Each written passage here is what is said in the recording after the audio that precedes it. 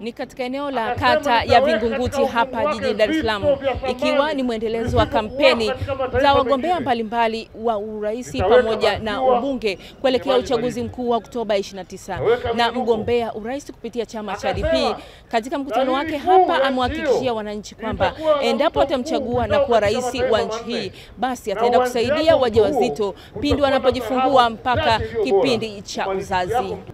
Serikali ya Democratic Party, kina mama itakuwa kujifungua bure.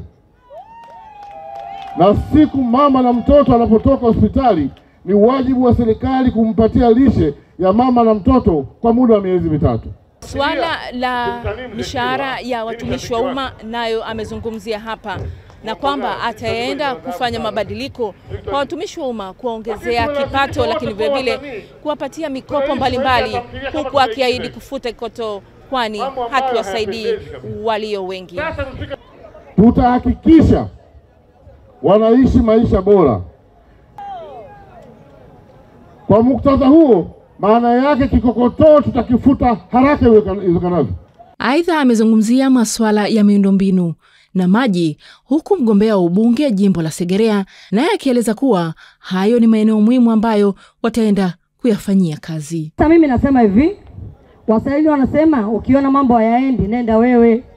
Sasa mimi nimekuja na sijaja kivingine, nimekuja kama suluhisho. Ninasema hivi, hili ni mwisho. Talia siku 14 pekee ili uchaguzi mkuu wa mwaka huu uweze kufanyika.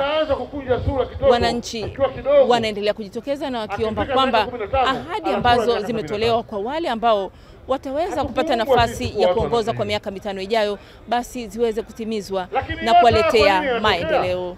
Estabela Malisa, Azam News, Dar es Salaam.